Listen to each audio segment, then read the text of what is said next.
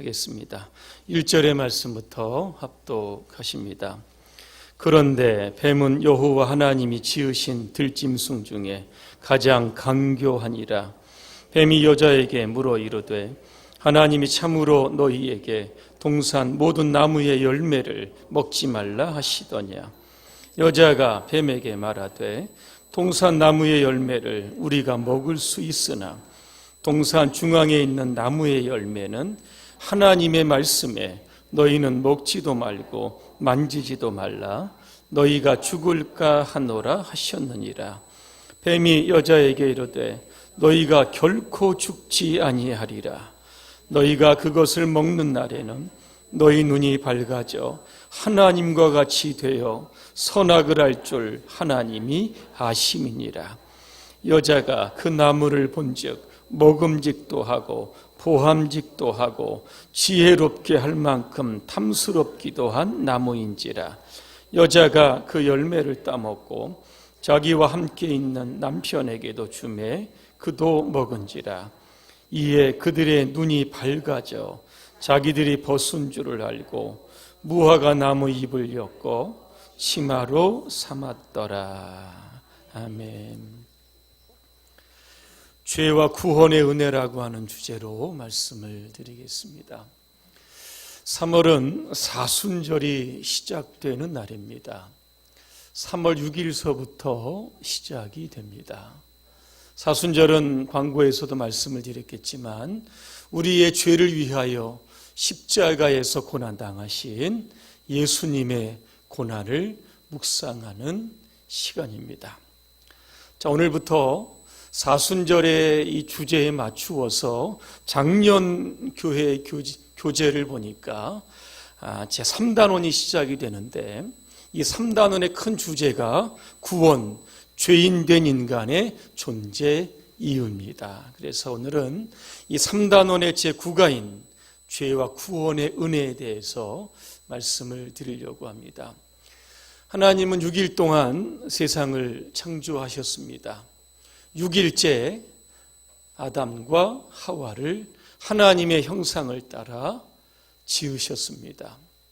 6일간의 사역을 돌아보시면서 창세기 1장 31절에 보니까 하나님이 보시기에 심히 좋았더라 그렇게 말씀합니다.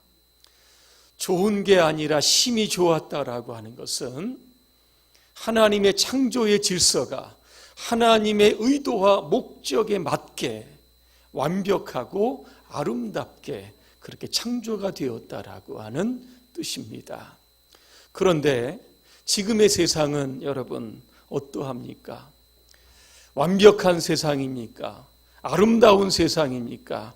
심히 살기에 좋은 세상인가? 지난주에 그 북미 회담 정상들이 모여 수많은 이야기를 했지만 좋은 결과를 도출하지 못했습니다. 이 땅에 온전한 평화를 위해서 이 땅의 기독교인들이 더 하나님 앞에 기도하라고 하는 그런 뜻인 줄로 믿습니다. 지구상에는 나라 간에 개인 간에 끊임없는 싸움, 테러, 반목, 시기, 질투가 팽배합니다. 이 원인이 어디에 있을까를 추적해 보면 오늘 본문이 그 답을 제공하고 있습니다. 바로 죄 때문에 그렇습니다. 그러면 죄는 언제 시작이 되었을까? 누구로부터 시작이 되었을까? 여러분, 에덴 동산에서 시작이 되었고 사탄으로부터 시작이 되었습니다. 오늘 1절에 보니까 뱀이 나옵니다. 하나님은 뱀을 들짐승으로 지으셨습니다. 그리고 아주 지혜로운 동물로 지으셨습니다. 그래서 예수님께서 제자들에게 마태복음에 보면 너희가 뱀같이 지혜로워라 그렇게 말씀합니다. 자, 그런데 왜 이 지혜로워야 할 뱀이 가장 간교하게 되었을까? 사탄이 뱀 안에 들어가서 그의 지혜를 악용했기 때문에 그런 겁니다. 사탄은 짐승에게도 들어갈까? 들어갑니까? 지난주에 어떤 말씀을 드렸냐면 이 예수님께서 거라사 지방에 가십니다. 무덤에서 귀신 들린 2명이 나옵니다. 왜 우리를 괴롭게 하시려고 여기에 오셨습니까? 이렇게 이야기를 하면서 우리를 돼지떼에 들어가게 해달라고 요청을 합니다. 여러분, 귀신이 돼지떼에 들어가니까 문제가 생깁니다. 빌탈길로 내려서 결국은 바다에 몰살하게 되는 겁니다. 이처럼 귀신은 살인자입니다. 우리를 멸망시키는 자입니다. 요한복음 13장에 보니까 마귀가 벌써 시몬의 아들 가룟 유다의 마음에 예수를 팔려는 생각을 넣었다 그랬습니다. 사탄 귀신 마귀는 짐승에게도 들어가지만 사람에게도 들어갑니다. 스승을 팔았다는 죄책감에 그는 스스로 목을 매달아 자살합니다. 왜? 죄책감 때문에. 죄에 대한 결과가 결국 자살에 이르게 한 겁니다. 여러분, 마태복음 16장에 보니까 예수님은 베드로를 가리켜서 사탄아 내 뒤로 물러가라 그랬습니다. 왜 예수님은 베드로를 사탄이라고 불렀을까? 그가 하나님의 일을 생각하지 않고 사람의 일을 생각했기 때문이다 그랬습니다. 하나님의 일은 예수 그리스도께서 십자가에서 우리의 죄를 위하여 죽으시는 겁니다. 그래야 인류의 구원의 역사가 시작되는 겁니다. 그런데 베드로는 인간적인 정 때문에 예수님이 십자가에서 죽으시는 것을 막으려 했기 때문에 예수님은 베드로를 향해서 사탄아 그렇게 불렀습니다. 여러분, 돼지가 귀신입니까? 가룟 유다나 여러분 베드로가 사탄입니까? 그렇지 않습니다. 사탄이 그들의 마음과 생각 속에 들어가서 그들을 조종하게 되면 그들은 사탄의 하수인이 되는 겁니다. 우리가 보통 사탄이라고 이야기하고 마귀라고도 하고 귀신이라고도 하는데 이런 용어 정리가 잘 안 되면 좀 혼동될 때가 있습니다. 그래서 여러분, 사탄이라고 하는 것은 히브리어를 그대로 음역한 겁니다. 마귀라고 하는 것은 헬라어를 우리말로 번역한 겁니다. 그러니까 사탄과 마귀는 이게 같은 뜻입니다. 그리고 귀신들은 사탄의 조정을 받는 졸개들입니다. 그래서 이 사탄의 어떤 세계에서도 질서가 있고 이렇게 체계가 있는 것을 우리가 보게 됩니다. 오늘 1절에 봅니다. 뱀이 하와에게 접근합니다. 왜 뱀은 아담이 아닌 하와를 선택했을까? 아마 유혹하기가 좀 쉽지 않았나 생각합니다. 히브리 원어에 보면 남자는 강하다라고 하는 뜻이 있고 여자는 부드럽다라고 하는 뜻이 있습니다. 아무래도 부드러운 여자가 유혹에 넘어갈 가능성이 아마 있을 것 같았습니다. 자, 오늘 1절에 보니까 뱀은 하와에게 이러한 질문을 던집니다. 하나님이 참으로 너희에게 동산 모든 나무의 열매를 먹지 말라 하시더냐? 이렇게 물어봅니다. 뱀이 질문한 의도가 어디에 있을까? 이겁니다. 저번에 하나님 말씀하신 거 있잖아. 너 그거 어떻게 생각하는지 다시 한번 생각해 보라고 하는 뜻입니다. 하나님의 말씀은 절대적인데 이 절대적인 말씀을 인간의 생각으로 바꾸려고 하는 사탄의 계략이 여기에 담겨져 있습니다. 자, 사탄은 하나님의 말씀을 왜곡합니다. 그리고 거짓말로 둔갑을 시킵니다. 우리는 두 구절의 성경 말씀을 보아야 합니다. 하나는 하나님이 하셨던 말씀입니다. 창세기 2장 16절을 제가 읽어드립니다.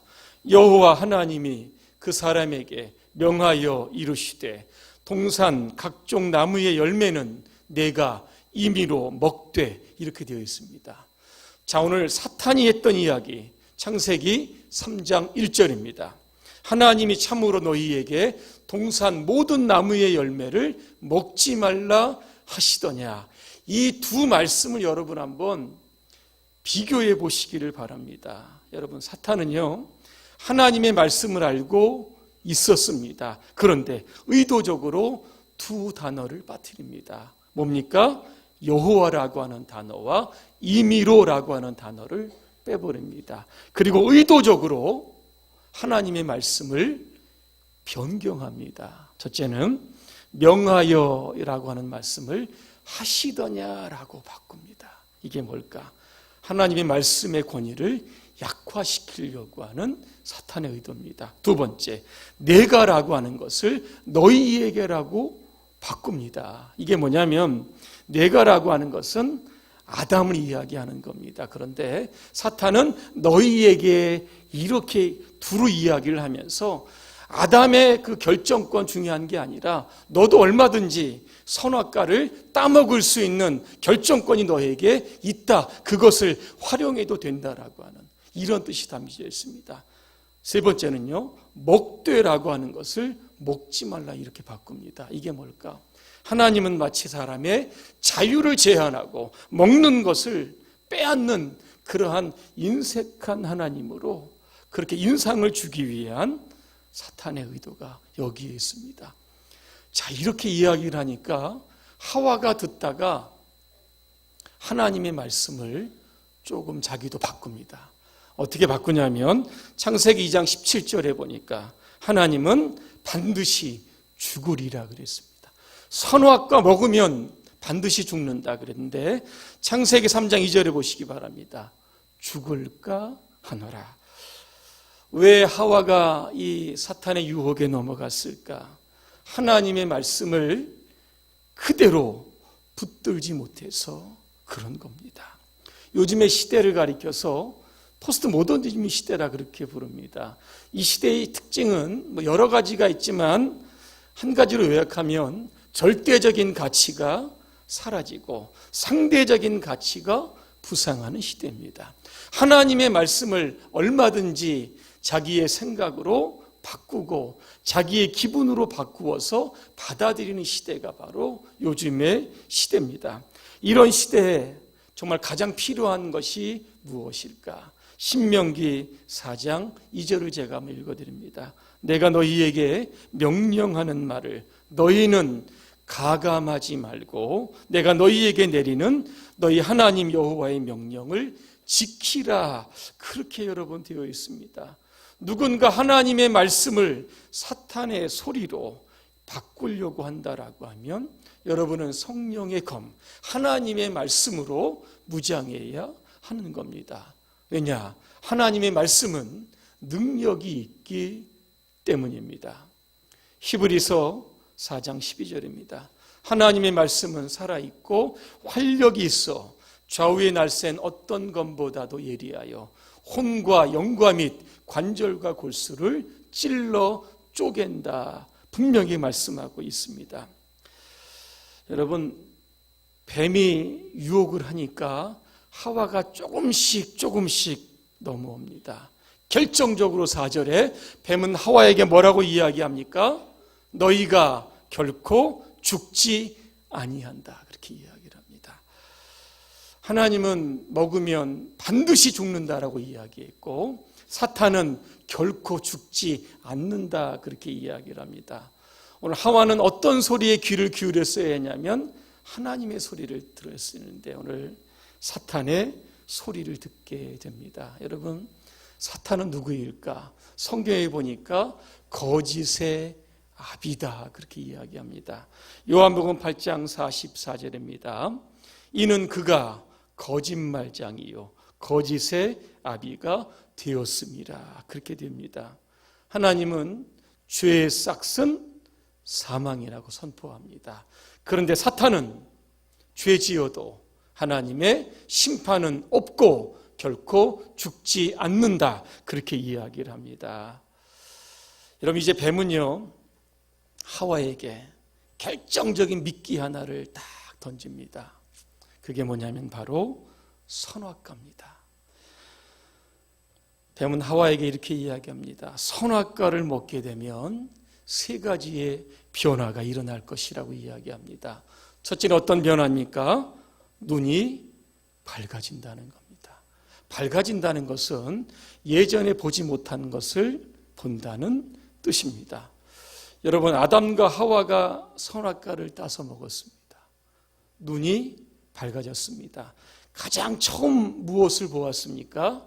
자기들의 벗은 수치스러운 몸을 보았습니다. 두 번째, 하나님같이 된다고 했습니다. 여러분, 피조물이 창조주가 된다라고 하는 거 얼마나 이게 달콤한 유혹입니까?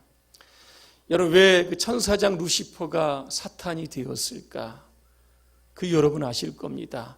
하나님같이 되려고 하다가 그런 겁니다. 그래서 그가 천상에 있다가 지상으로 쫓겨난 겁니다. 사탄은 이것을 알았습니다. 어떻게 해서든지 아담과 하와를 에덴 동산에서 쫓아내기 위해서 이거 먹으면 하나님같이 된다. 여기에 유혹에 바로 또 빠져들었던 겁니다. 세 번째, 선악을 알게 된다 그랬습니다. 여러분, 이 뱀이 유혹하기 전에는 에덴 동산은 유토피아입니다. 죄가 없는 완벽한 세상. 근데 선악을 알게 된다. 악이 무엇일까? 악에 대한 호기심을 오늘 하와로 하여금 발동하게 만들었던 겁니다.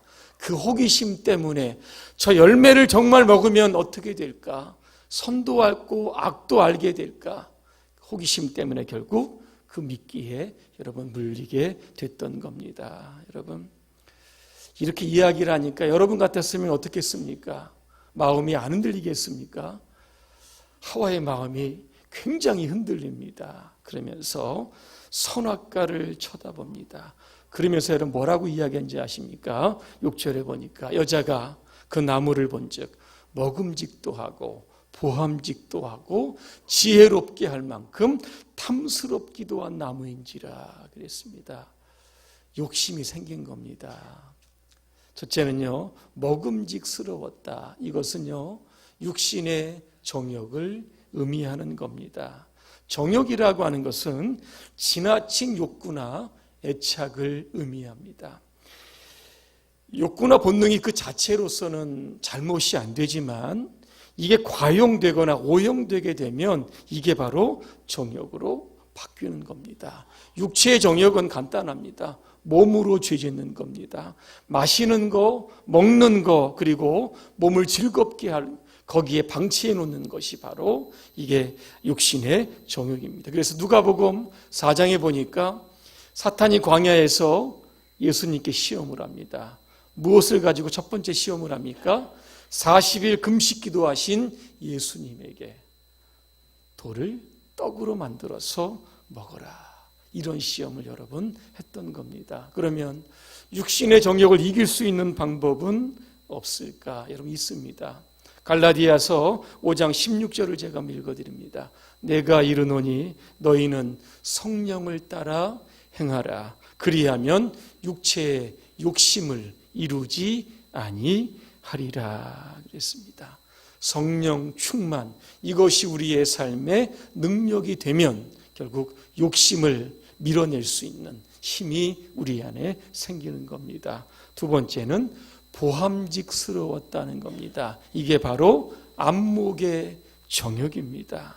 누가복음 4장에 보니까 사탄이 예수님을 시험을 합니다. 높은 산으로 끌고 갑니다. 그리고 세상을 보여주면서 내게 절하면 이 모든 것들을 너에게 주겠다. 그렇게 여러분 유혹을 합니다. 안목의 정욕은요, 눈으로 보고 귀로 듣는 것을 통해서 죄를 짓는 겁니다. 그래서 여러분 신앙생활 하시면서 여러분의 눈이 닿는 그곳이 어디인가를 한번 보아야 합니다.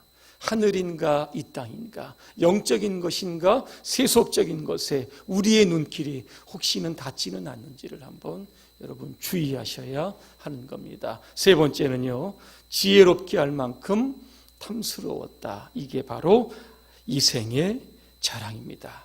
누가복음 4장에 보니까 사탄이 예수님을 유혹합니다. 어디로 데리고 가냐면 성전 꼭대기로 올라갑니다. 그리고 내가 하나님의 아들이거든 뛰어내리라 그랬습니다. 이 사탄이 이 유혹을 한 의도는 이겁니다. 나는 이러한 사람이다. 나는 성전 꼭대기 떨어져도 죽지 않는 사람이다. 자신을 과시하며 자기를 자랑하며 살라고 한 것이 바로 이게 이생의 자랑입니다. 여러분, 우리는 늘 나도 모르게 그런 자랑을 합니다. 출신 학교, 사회적인 지위, 명성, 영향력, 또 어떤 분들은 종교적 열심까지도 그렇게 자랑하려고 하는 분들이 있습니다. 고린도전서 1장 31절입니다. 기록된 바 자랑하는 자는 주 안에서 자랑하라 그랬습니다. 여러분, 예수님 자랑하면 되고 교회 자랑하면 되고 나를 구원하시고 나에게 은혜를 베풀어 주신 그러한 주님을 자랑하면 되는 겁니다. 사탄은 예전이나 지금이나 늘 같은 방식으로 우리를 유혹합니다. 우리의 몸을 자극하고 눈과 귀를 자극하고 우리가 남보다 더 가지고 있는 것들을 자랑하고 그런 것들을 이렇게 확장시키려고 하는 그러한 유혹을 우리에게 줄 때가 있습니다. 우리는 그럴 때마다 야고보서 1장 15절의 말씀을 기억해야 합니다. 욕심이 잉태한 즉 죄를 낳고 죄가 장성한 즉 사망을 낳느니라 그랬습니다. 시편 1편에 보니까 복 있는 사람에 대해 설명하고 있습니다. 여러분, 복 있는 사람은 어떤 사람일까?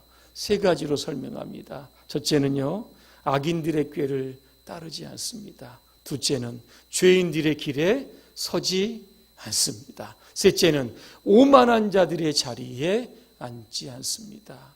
그리고 무엇을 할까? 오직 여호와의 율법을 주야로 묵상하는 자로다 그랬습니다.